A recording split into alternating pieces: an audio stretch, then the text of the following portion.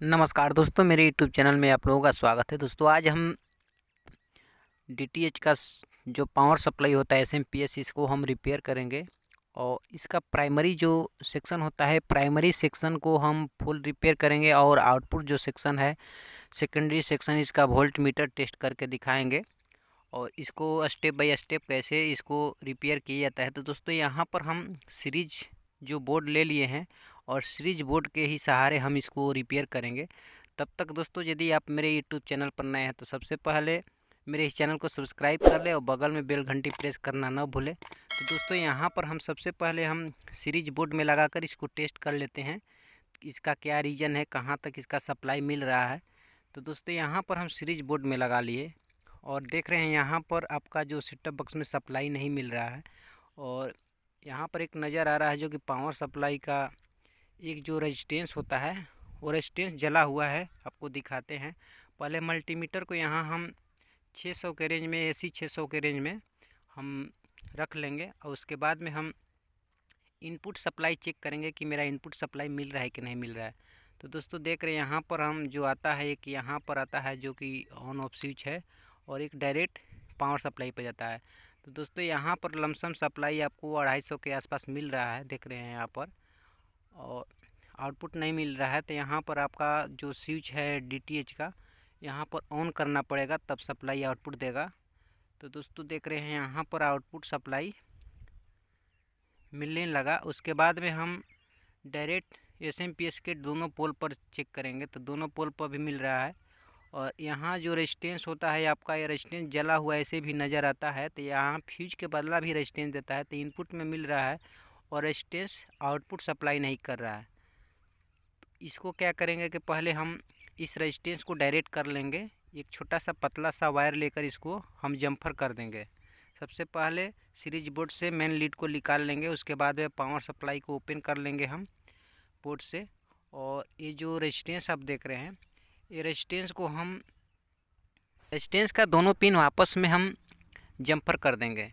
एक पतला सा वायर ले लेंगे ताकि फ्यूज के बदला आपके काम करेगा। और इतना पतला सा वायर लेकर हम रेजिस्टेंस के दोनों जो पॉइंट होता है, दोनों पॉइंट को आपस में हम इसको जम्फर कर देंगे। उसके बाद फिर हम इसमें सप्लाई देकर टेस्ट करेंगे। इसको नीचे की तरफ कोई तरह का बोर्ड रख ले या लकड़ी का चार्ट भी रख सकते हैं ताकि आपका बॉडी में करंट ना आए। उसके बाद में मेन लीड को हम फिर सीरीज बोर्ड में लगाएंगे। तो दोस्तों देख रहे हैं सीरीज बोर्ड में लगाने के बाद में आपका जो बल्ब है, बल्ब जलने लगा और ये आपका शो करता है कि आपका जो पावर सप्लाई है शॉर्ट है। तो शॉर्ट को हम खोजने के लिए क्या करेंगे, ये चारों डायोड को रिमूव करेंगे बोर्ड से और बारी बारी से चारों डायोड को हम चेक करेंगे। इसमें पॉजिटिव नेगेटिव दो पॉइंट होता है, दोनों पॉइंट को बारी बारी से मल्टीमीटर से हम टेस्ट करेंगे। सबसे पहले हम चारों डायोड को बोर्ड से ओपन कर लेते हैं, उसके बाद में हम टेस्ट करेंगे।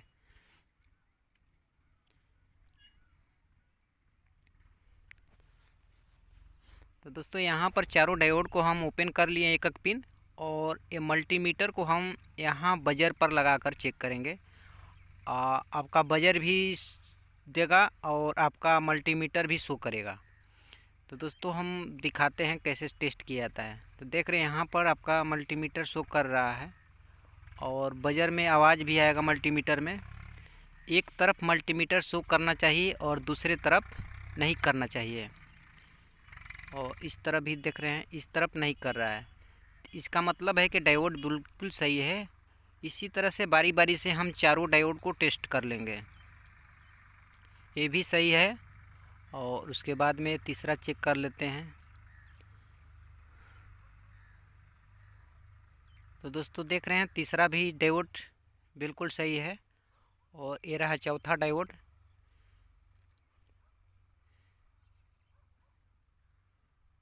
ये आपका चारों डायोड बिल्कुल सही निकला।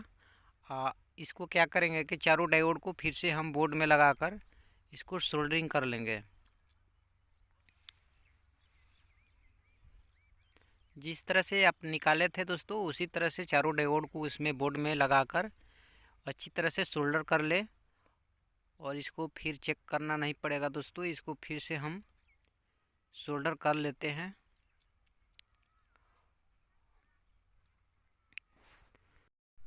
चारों डायोड को हम अच्छी तरह से सोल्डिंग कर लिए और उसके बाद में हम चलते हैं फ़िल्टर कंडेंसर पर। तो दोस्तों आपका देख रहे हैं यहाँ पर एक फ़िल्टर एक कंडेंसर है। ये भी शॉर्ट होने की वजह से आपका जो पावर सप्लाई है शॉर्ट हो जाता है। इसको भी हम चेक करते हैं। तो मल्टीमीटर से पहले हम चेक कर लेते हैं ऊपर से ही, उसके बाद में निकाल कर डायरेक्ट कंडेंसर को चेक करेंगे। तो दोस्तों देख रहे हैं आपका जो कैपेसिटर है शो नहीं कर रहा है, एक तरफ शो कर रहा है। पॉजिटिव पॉइंट पॉजिटिव पर मिलेगा तो शो करेगा, नेगेटिव पॉइंट पॉजिटिव पर मिलेगा तो शो नहीं करेगा। तो दोस्तों देख रहे हैं बिल्कुल एक कैपेसिटर शॉर्ट बतला रहा है। इसको हम बोर्ड से बाहर निकाल कर कैपेसिटर को चेक करेंगे। ये मेरा कैपेसिटर बाहर हो गया और इसके बाद में देख रहे हैं एक पॉइंट पर नहीं बतला रहा है और दूसरे तरफ बतलाना चाहिए दोस्तों। यदि आपका कैपेसिटर बता देता है तो समझ जाइए कि आपका कैपेसिटर शॉर्ट है, और यदि नहीं बतला रहा है तो आपका कैपेसिटर बिल्कुल सही है। तो दोस्तों देख रहे हैं अभी भी इसको चेक करने के बाद, कैपेसिटर रिमूव करने के बाद आपका जो कैपेसिटर वाला जो पीसीबी में लगता है वहाँ पर भी नहीं बताना चाहिए एक तरफ बताना चाहिए। तो दोस्तों दोनों तरफ बतला रहा है। तो कैपेसिटर जो है आपका बिल्कुल सही है। इसको उसी तरह से माइनस पॉइंट देख रहे हैं, माइनस का यहाँ पर मार्का दिया हुआ है, इस तरफ भी है। तो दोनों आपस में मिलाकर जिस तरह से आप निकाले होंगे उसी तरह से इसको इसमें सोल्डरिंग कर लें।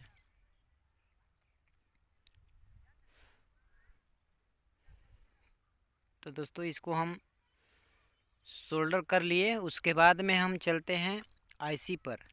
तो दोस्तों ये आईसी आपको 8 पिन का आईसी होता है और ये आईसी 8 पिन का होता है। आईसी भी शॉर्ट होने की वजह से आपका जो पावर सप्लाई है डायरेक्ट जो आप लाइन में लगाइएगा तो आपका घर का सप्लाई शॉर्ट कर जाएगा और यहाँ पर जो फ्यूज रहता है फ्यूज मार देगा पावर सप्लाई में। तो दोस्तों ए आईसी को हम पहले बोर्ड से निकाल लेंगे और ए आईसी का नंबर है आपको दिखाते हैं 8022 करके ऐसे नंबर होगा। तो पहले हम बोर्ड से निकाल लेते हैं, उसके बाद में हम जूम करके आईसी का नंबर देख लेते हैं कितना नंबर का आईसी है, उसी नंबर का आईसी इसमें लगाना पड़ेगा। तो दोस्तों ये आईसी देख रहे हैं आपका 8022 नंबर का ऐसे आईसी है, 8022 AP 8022। और ये 4 पिन शॉर्ट का आईसी आता है, एक 2 पिन शॉर्ट का आईसी आता है। ये 4 पिन शॉर्ट वाला आईसी है। तो दोस्तों ये आईसी हम लगाएंगे दूसरा वाला जो आपका बोर्ड रिजेक्ट पड़ा हुआ था उसमें से हम निकाले हैं और नया भी डाल सकते हैं। दोस्तों ये आईसी का कीमत करीब करीब मार्केट में आपको 4-5 रुपये के आसपास में मिल जाता है, बहुत कम रेट में मिलता है। और इस आईसी को लगाने से पहले आपको एक चीज़ ध्यान देना होगा दोस्तों, यहाँ पर माइनस का एक कट का निशान दिया रहता है और कट का निशान जिस तरफ हो उसी तरफ कट का निशान करके लगाना चाहिए और सोल्डिंग अच्छी तरह से कर दे ताकि कोई भी पिन वापस में ना हो। तो दोस्तों ये 4 पिन का आईसी है, इसमें कोई भी पिन वापस में शॉर्ट रहता है और दूसरे तरफ चारों पिन अलग अलग रहता है तो आपस में शॉर्ट नहीं होना चाहिए। तो दोस्तों ये आईसी को हम लगा लिए और पेट्रोल से या किसी चीज़ से इसको अच्छी तरह से साफ़ कर ले ताकि कोई भी पिन आपस में शॉर्ट ना हो। उसके बाद में हम ये आउटपुट सप्लाई वाला जो होता है पॉइंट लगाएंगे नहीं, सबसे पहले पावर सप्लाई का चेक कर लेते हैं। तो दोस्तों देख रहे हैं पावर सप्लाई मेन लीड लगाने के बाद में आपका सीरीज जो बल्ब है पहले जलता था अब नहीं जल रहा है। दोस्तों हम अब क्या करेंगे, देख रहे हैं दोबारा भी लगाने के बाद में भी नहीं जल रहा है। अब मल्टीमीटर से आउटपुट सप्लाई चेक करेंगे जो सेकेंडरी विभाग का होता है, 3 वोल्ट 5 वोल्ट 12 वोल्ट 24 वोल्ट जो सप्लाई आउटपुट कार्ड पर देता है। तो पहले हम मल्टीमीटर को 20 के रेंज में रख कर और यहाँ पर देख रहे हैं ग्राउंड दिया है और दोनों तरफ 5 वोल्ट 3 वोल्ट सप्लाई दिया है।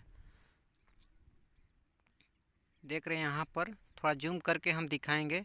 पहले जो माइनस वाला पॉइंट है ग्राउंड पर रख कर और पॉजिटिव जो पॉइंट है 5 वोल्ट पर सप्लाई चेक करते हैं।